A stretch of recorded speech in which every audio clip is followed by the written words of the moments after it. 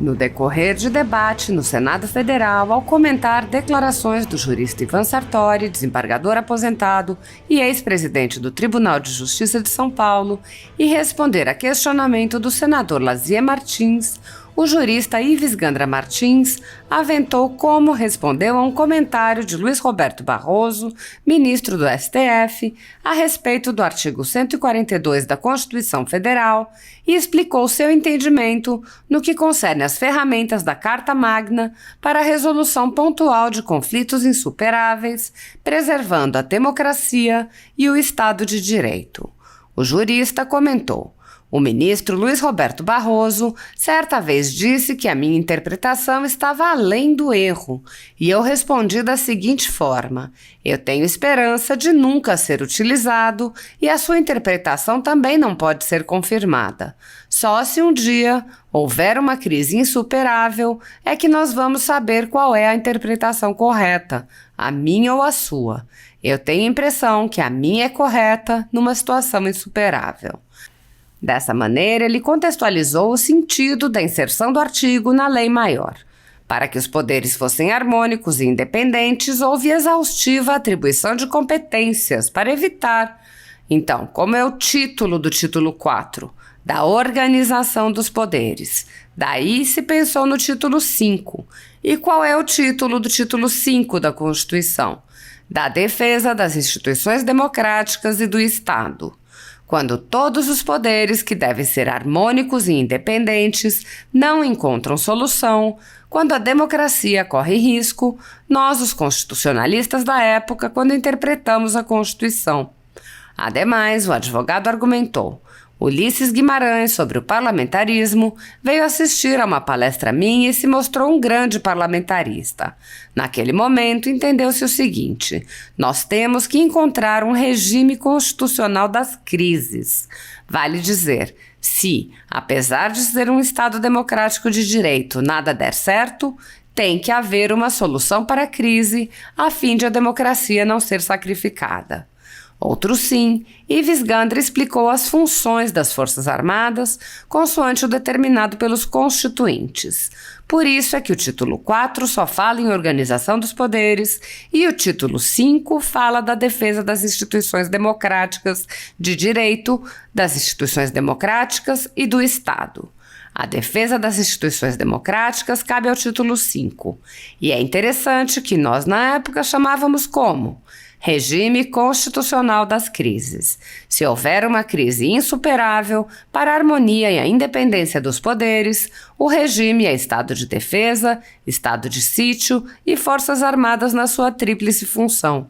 Função de defesa da pátria, função de garantia das instituições e, por solicitação de qualquer dos poderes, são só 3, a função de repor a lei e a ordem, garantir a lei e a ordem. Então, a intervenção seria sempre pontualíssima. Ao comentar também o estado de defesa e o estado de sítio, o jurista frisou o caráter pontual de tal hipotética intervenção. São essas aulas que eu dou há 33 anos na Escola de Comando e Estado-Maior do Exército para aqueles coronéis que vão ser generais. Não poderiam ser, porque teriam que ser uma instituição do Estado e não do governo. Os comandantes das Forças Armadas, esses sim, decidiriam de que maneira deveria ser aplicada aquela decisão. Lembrando-se que esse é um dispositivo menor da instituição. O regime constitucional das crises tem no estado de defesa e no estado de sítio os instrumentos maiores para garantir a democracia. Então, a interpretação é apenas uma intervenção pontual que pode ser tomada independentemente de legislação que ainda não surgiu, porque, de rigor, a crise pode existir e tem-se que ter uma solução. Repor a lei e a ordem pontualmente era o menor dos instrumentos numa crise constitucional. O estado de defesa é maior e o estado de sítio é total, mas tudo para garantir a democracia. No dia 7 de setembro, milhões de brasileiros foram às ruas para pedir liberdade e o cumprimento da Constituição, com a garantia de direitos fundamentais que vêm sendo sistematicamente desrespeitados, em especial em meio à pandemia. O Brasil tem hoje presos políticos e parlamentares, jornais e sites censurados. A Folha Política já teve todos os seus equipamentos apreendidos no âmbito de um inquérito conduzido pelo ministro Alexandre de Moraes, do Supremo Tribunal Federal.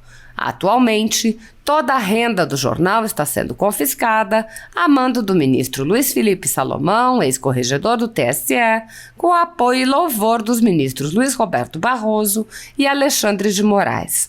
Há mais de um ano, toda a nossa renda é retida sem qualquer justificativa jurídica.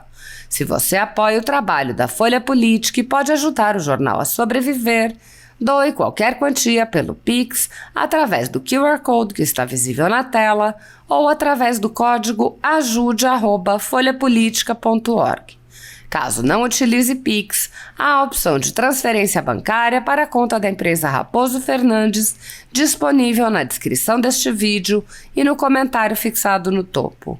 Há 10 anos, a Folha Política vem mostrando fatos da política brasileira, cobrindo eventos dos 3 poderes e dando voz a pessoas que o cartel midiático não quer mostrar. Pix ajude@folhapolitica.org.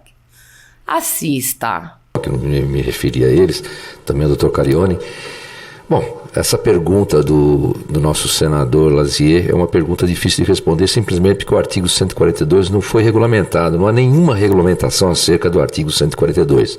Mas se ele realmente vier a ser aplicado, ou se houver espaço para isso, evidentemente que as medidas a serem tomadas serão aquelas necessárias para que se restabeleça o equilíbrio entre os poderes, sejam elas até coercitivas. Porque para se fazer valer uma determinada situação é preciso que se tenha força cogente. Agora, como isso vai ser aplicado, como isso vai ser regulamentado, como isso vai ser processado, é uma questão que nós devemos, resolveríamos se evidentemente viessem o presidente ou a casa, o próprio Congresso, se valer do artigo 142. Agora, seria interessante efetivamente uma discussão prévia a respeito dessa aplicabilidade, inclusive convocando setores da própria sociedade e também representantes do povo para que estabeleçam um consenso no sentido de dar efetividade a essa disposição. Mas eu não tenho a resposta clara e efetiva porque não houve regulamentação. Mas se algo tiver que ser feito, evidentemente, a inobservância da ordem permite uma força cogente. Muito obrigado, Dr. Ivan Sartori. O Dr. Ives Gandra Martins gostaria também de complementar sobre esse aspecto específico. Aliás, até para esclarecer uma posição que foi muito mal interpretada através de um artigo meu. Quero dizer o seguinte, eu acompanhei algumas vezes naquela ocasião quando ia ao estado do Rio Grande do Sul, era entrevistado pelo meu querido amigo, o senador Lazier Martins, um dos mais brilhantes jornalistas que nós tivemos da história do Brasil. Quando se discutiu essa matéria, os senadores tiveram, inclusive, a presença de alguns militares, inclusive do próprio general Leônidas, que conversava com o presidente Sarney, e principalmente com o primeiro consultor, depois ministro da Justiça, Saulo Ramos. Como é que foi definido o título 4º e o título 5º?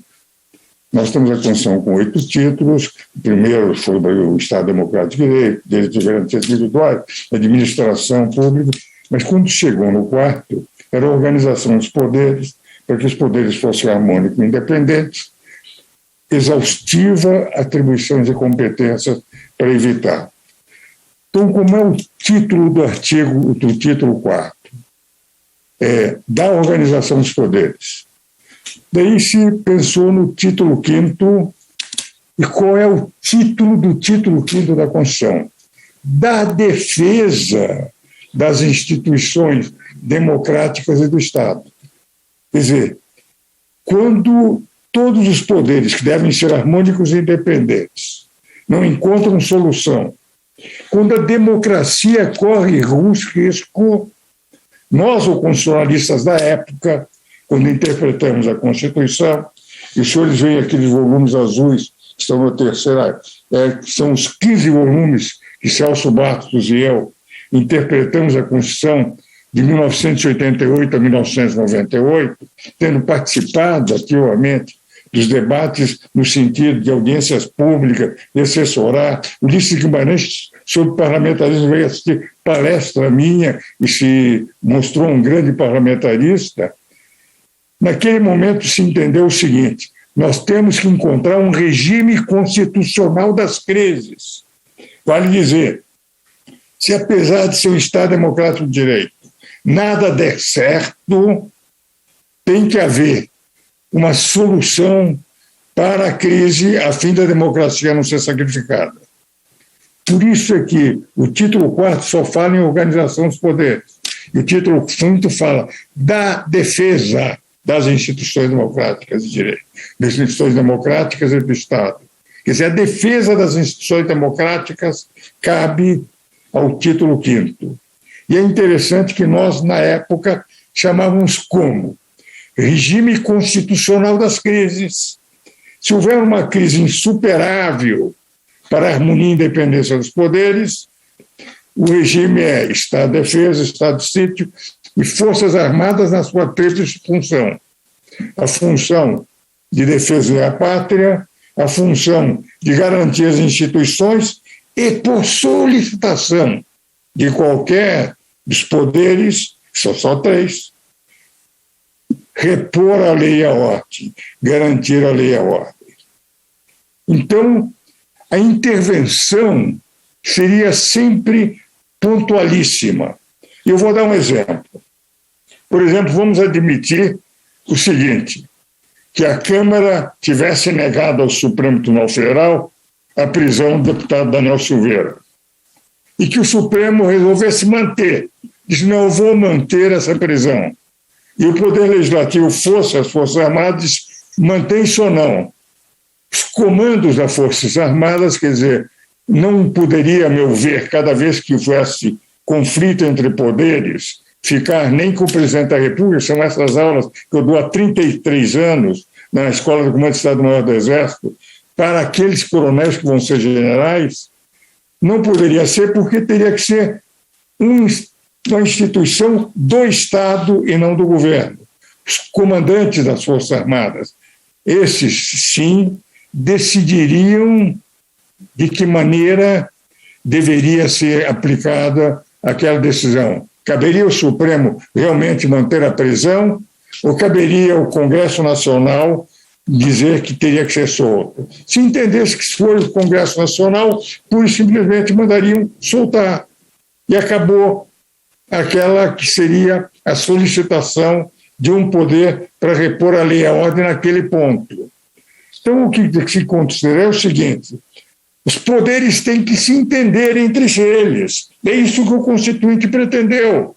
Agora, se eles não se entendessem e pusessem em risco a democracia, uma instituição do Estado para garantir a democracia, para a defesa das instituições democráticas, como está escrito no título 5º, essa instituição apenas reporia naquele ponto, que estava, de certa forma, sendo aferida para criar problemas na democracia, reporia a lei e a ordem.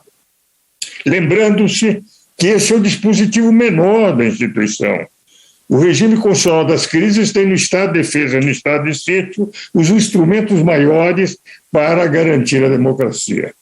Então, a interpretação é apenas uma intervenção pontual que pode ser tomada independente de legislação que ainda não surgiu, porque, de rigor, a crise pode existir e tem que ter uma solução. Vou dar um exemplo na Constituição.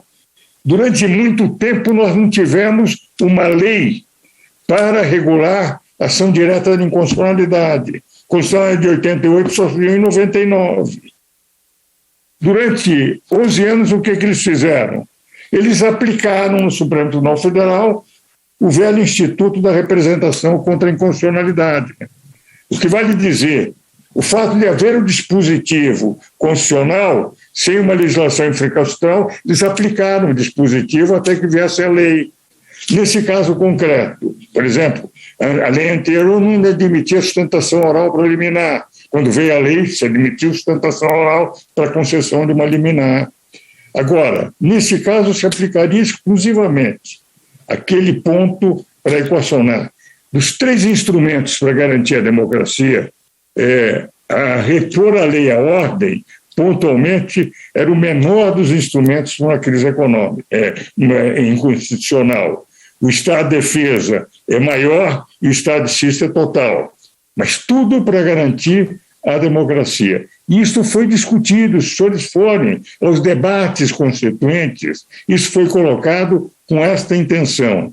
E nós sempre chamamos, desde os comentários que fizemos, isto até 1908, depois o Celso faleceu e eu não fiz mais reatualizações, nós dividimos os 15 volumes, eu escrevi 7,5 e ele escreveu 7,5. E eu dizia sempre o seguinte, uma vez o De Gaulle, quando entrou e fez com que a França também adquirisse a tecnologia de artefatos nucleares, fizeram-lhe uma pergunta. O senhor acha que com isso o senhor vai poder ganhar uma guerra contra a Rússia ou contra os Estados Unidos? Disse não, mas eu tenho que ter uma force de frappe, uma possibilidade de uma retaliação tão grande que todos tenham receio de entrar em guerra pelo perigo que ia criar. Esse artigo 142, quando foi discutido, eu sempre coloquei, foi lá colocado para nunca ser utilizado, para que os poderes entendessem que tem que ser harmônicos e independentes, que funcionaria como uma força de frappe do presidente de Gaulle, no sentido de que lá estava para nunca ser utilizado, servir como espécie de retaguarda máxima se a democracia entrasse em crise.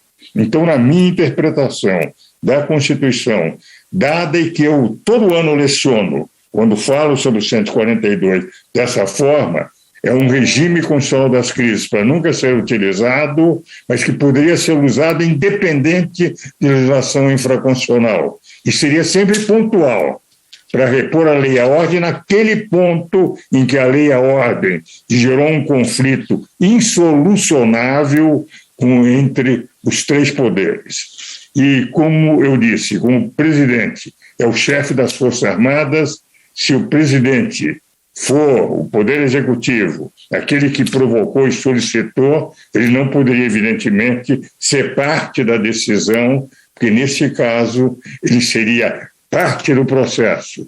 E as Forças Armadas são exclusivamente uma instituição do Estado, evidentemente a serviço dos 3 poderes, mas como instituição do Estado, aí sim, para esse ponto exclusivo, seria um poder moderador. Essa interpretação, meu caro senador Girão, que eu sempre dei e que não vou mudar. E o ministro Luiz Roberto Barroso, certa vez, disse que a minha interpretação estava além do erro. E eu respondi da seguinte forma: eu tenho esperança de nunca ser utilizado, e a sua interpretação também não pode ser confirmada. Só se um dia houver uma crise insuperável é que nós vamos saber qual é a interpretação correta, a minha ou a sua. E eu tenho a impressão que a minha é a correta numa situação insuperável. Era isso que eu queria acrescentar, senador Girão.